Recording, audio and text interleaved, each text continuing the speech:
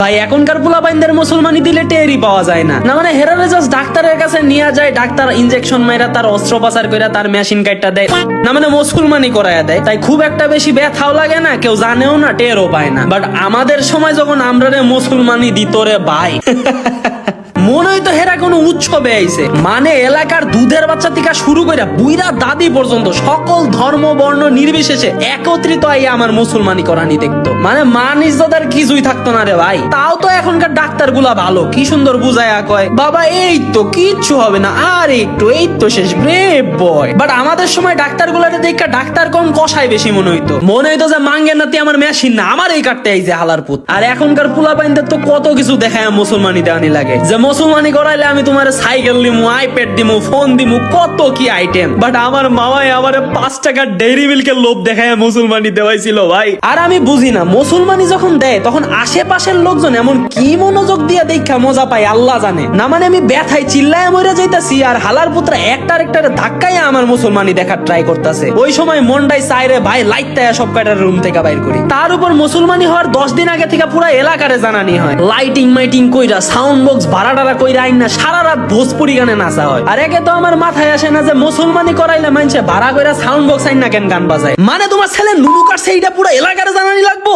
আসলে যার মুসলমানি হয় হে সারা এর কষ্ট কেউ বুঝান নাই রে ভাই। বেচারা যে 1 মাস ধরে লুঙ্গি হাতে ধরে হাঁটা লাগবো, এটা কেউ দেখো না। সবাই তো খালি অনুষ্ঠান করার গিলার লাইগা পাগল, কিচ্ছু কর নাই রে ভাই। এই দুনিয়া বহুত স্বার্থপর। তোমাদের মুসলমানও যদি আমার মতন মান ইজ্জত মারা হইয়া থাকে তাইলে রে ভাই আমারে কমেন্টে জানাও।